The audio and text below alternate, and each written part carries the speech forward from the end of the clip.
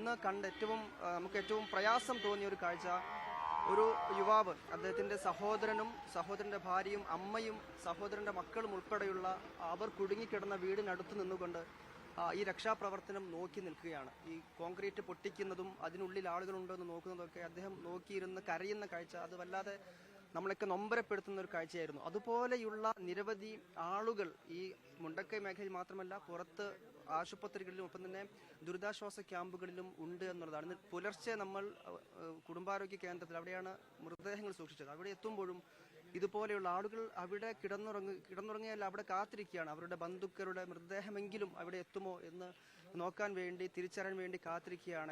ഏറ്റവും അടുത്ത മക്കളും സഹോദരങ്ങളും ഭാര്യയും ഒക്കെ നഷ്ടപ്പെട്ടവരുടെ വിലാപം നമ്മൾ നേരിൽ കാണുകയാണ്. അവർ ആ നൊമ്പരമാണ് നമ്മളോടൊക്കെ പങ്കുവെക്കുന്നത്. മുണ്ടക്കയിലേക്ക് എത്തുമ്പോൾ 150-ലേറെ വീടുകൾ പൂർണ്ണമായി, ഞാൻ നേരത്തെ പറഞ്ഞത് 5-6 വീടുകൾ അവിടെ കുറച്ചെങ്കിലും അവശേഷിച്ചിട്ടുണ്ട് എന്നുള്ളതാണെങ്കിൽ 150ഓളം വീടുകൾ അവിടെ പൂർണ്ണമായും ഉണ്ടായിരുന്നോ എന്ന് പോലും മനസ്സിലാകാത്ത വിധം ഒലിച്ചുപോയി. നമ്മൾ നേരത്തെ പറഞ്ഞിരുന്നു 25 കിലോമീറ്റർ അപ്പുറം പോത്തുകൽ മേഖലയിലാണ് മൃതദേഹങ്ങൾ കാണുന്നത് എന്ന് പറയുമ്പോൾ നമുക്കൊരു അതിശയം തോന്നിയിരുന്നു. ആ അതിശയം അത് എത്രത്തോളം യാഥാർത്ഥ്യമാണ് എന്ന് തോന്നുന്ന കാര്യങ്ങൾ അവിടെ കണ്ടു. കാരണം വീടിനകത്ത് വലിയ പാറക്കഷ്ണങ്ങളും വലിയ മരങ്ങൾ, വേരോടെ പിഴുതെറിയപ്പെട്ട മരങ്ങൾ വീടിനകത്ത് വന്ന് പതിച്ച് നിൽക്കണമെങ്കിൽ അതിന്റെ ഭീകരത കൃത്യമായി തന്നെ നമുക്ക് ഈ മുണ്ടക്കൈ മേഖലയിലും വ്യക്തമായിരുന്നു. അതിദയനീയമാണ് അവിടുത്തെ കാഴ്ച.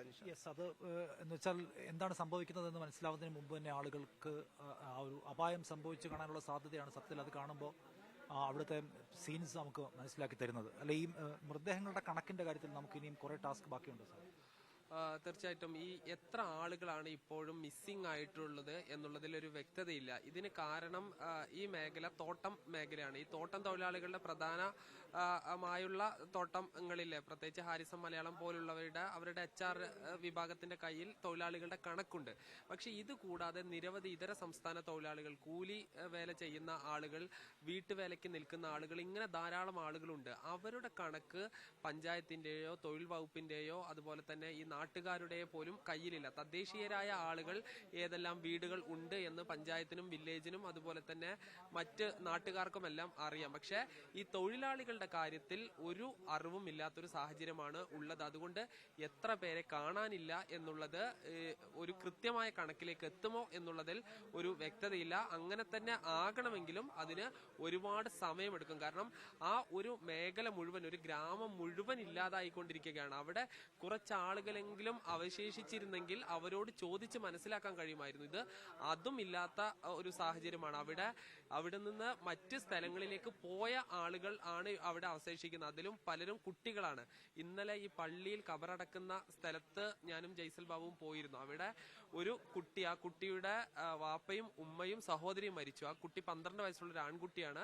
അവൻ ഉമ്മയുടെ വീട്ടിലേക്ക് വിരുന്ന് പോയത് കൊണ്ടാണ്. അപ്പോൾ അത്തരം ആളുകളാണ് അവിടെ ഒന്നില്ലെങ്കിൽ മറ്റ് പഠനത്തിനായി പുറത്തുള്ള ആളുകൾ, ഇല്ലെങ്കിൽ കുട്ടികളായ ആളുകൾ, ഇങ്ങനെയുള്ള ആളുകളാണ് അവിടെ അവശേഷിച്ചിരിക്കുന്നത്. അതുകൊണ്ട് തന്നെ ഈ ആളുകളുടെ കണക്ക് കൃത്യമാകുക എന്നുള്ളത് വളരെ പ്രയാസകരമായിരിക്കും. ഇപ്പോഴും ആളുകളുടെ മിസ്സിംഗുമായി ബന്ധപ്പെട്ട കാര്യങ്ങൾ റവന്യൂ വകുപ്പും പോലീസും എല്ലാം തന്നെ ശേഖരിച്ചുകൊണ്ടിരിക്കുകയാണ്. ആളുകളുടെ കണക്കൊക്കെ മഹേഷ്, ഞാൻ ചോദിക്കുന്ന കാര്യം, നമ്മളിപ്പോ മുണ്ടക്കൈയിൽ രക്ഷാദൌത്യം അല്ലെങ്കിൽ മുണ്ടക്കൈയിൽ എന്താണ് സംഭവിച്ചത് എന്ന് പൂർണ്ണാർത്ഥത്തിൽ മനസ്സിലാക്കുക, അവിടെ നിന്ന് നഷ്ടപ്പെട്ട മുഴുവൻ മനുഷ്യരെ ജീവനോടെയോ അല്ലാതെയോ വീണ്ടെടുക്കുക എന്നത് എന്തുമാത്രം പോസിബിൾ ആണ്? അത് പോസിബിൾ ആവില്ല എന്നാണ് പറയാനുള്ളത്. ഞാൻ നിഷാദ് ഒരു 5 വർഷം മുൻപുണ്ടായ പുത്തുമല ദുരന്തം റിപ്പോർട്ട് ചെയ്യാൻ വേണ്ടി വന്ന ഒരു ആളാണ്. അന്ന് 17 പേരുടെ ജീവനാണ് പോയത്.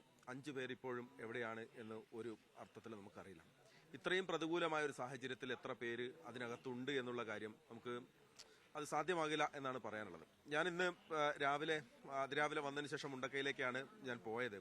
നമ്മൾ ഈ ചായക്കകത്ത് ഒരു ബിസ്ക്കറ്റ് മുക്കി വെച്ചാൽ എങ്ങനെ ഉണ്ടാകും? അലിഞ്ഞു പോകില്ലേ? അതേപോലത്തെ ഒരു മണ്ണാണ്, ഒരു ടെറൈനാണ് അവിടെ ഉള്ളത്.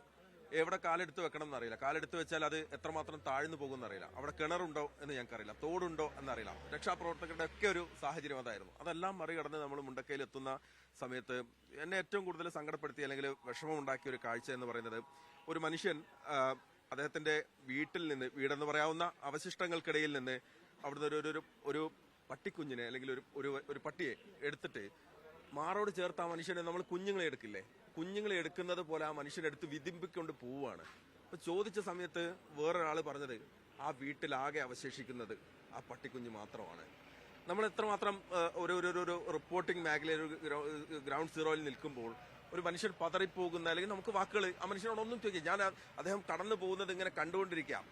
ബാക്കിൽ നിന്ന് അദ്ദേഹം നമ്മൾ കുഞ്ഞിനെ എടുത്ത് തോളത്തിട്ട് പോകുന്നത് പോലെ ഇങ്ങനെ ചേർത്ത് പിടിച്ച ഒരു പട്ടിക്കുഞ്ഞിനെ, ആ മനുഷ്യന്റെ ജീവിതത്തിൽ അവശേഷിക്കുന്നത് അത് മാത്രമേ ഉള്ളൂ എന്നാണ്. ഞാൻ അത് കഴിഞ്ഞ് പാലം ഇറങ്ങി നേരെ ചൂരൽമലയിലെത്തി. ചൂരൽമലയിലെത്തിയതിനു ശേഷം ഞാൻ പിന്നീട് പോയത് നമ്മുടെ സ്കൂളിനകത്തേക്കാണ്. വെള്ളാർമല സ്കൂളിൽ എന്ത് സംഭവിച്ചു എന്ന് നോക്കാനാണ് പോയത്. സ്കൂളിന്റെ ക്ലാസ് റൂമിലേക്ക് ഒന്ന് നടന്നു നോക്കി.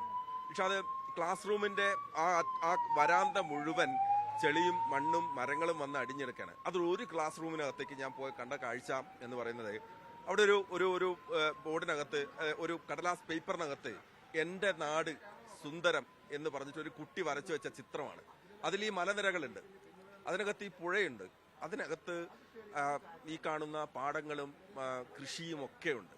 അപ്പം അത്രമാത്രം വൈകാരികമായി ഞാൻ ഇത്രയും ഇമോഷണൽ ആവുന്നത്, നമ്മൾ പല സമയത്തും തോറ്റു പോകുന്ന ഒരു സന്ദർഭമുണ്ട്. നമുക്കൊന്നും ചെയ്യാൻ പറ്റാതെ, അല്ലെങ്കിൽ ഇപ്പൊ ഞാൻ പറഞ്ഞ പോലെ പുത്തുമലയൊക്കെ നമ്മൾ മാനസികമായിട്ട് ഒരു ഒരുക്കം ഉണ്ടാവില്ല. ഇത്രയും പ്രയാസങ്ങൾ ഉണ്ട്, അങ്ങനെ ഒരു ഭൂമിയിലേക്കാണ് നമ്മൾ പോകുന്നത്. അതിലേക്ക് എത്രയോ പതിന്മടങ്ങാണ് നിഷാദ്. ഒന്നും എല്ലാം നഷ്ടപ്പെട്ട, എന്താണ്, ആ ഇട്ട ഡ്രസ്സ് അല്ലാതെ ഇവിടുത്തെ മനുഷ്യർക്കൊന്നുമില്ല. അത് മാത്രമാണ് അവരെ കൈവശമുള്ളത്. അപ്പൊ അവരെ ചേർത്ത് പിടിക്കുക, അവരെ പരമാവധി എങ്ങനെ ചേർത്ത് പിടിക്കാൻ പറ്റും, അതാണ് നമ്മൾ എല്ലാവരും ചെയ്യുന്നുണ്ട് കേട്ടോ. അത് എല്ലാവരും നമ്മൾ കേരളം ഒരുമിച്ച് നിന്ന് ചെയ്യുന്നുണ്ട്.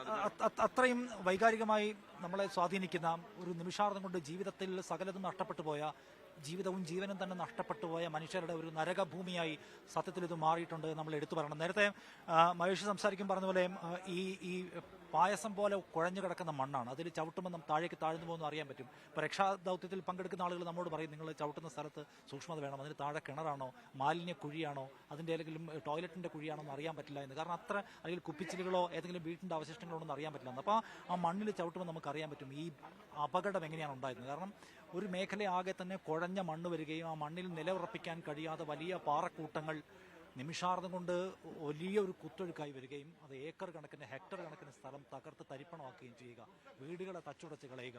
അവിടെ നിന്നുള്ള ഒഴുക്കിൻ്റെ ഫോഴ്സിൽ കിലോമീറ്ററുകളോളം നദിയിലൂടെ ഒഴുകി വെള്ളച്ചാട്ടത്തിൽ വീണ്ടും തകർന്ന ബോഡി മറ്റൊരു ജില്ലയിലെ ഒരു സ്ഥലത്ത് കിട്ടുക.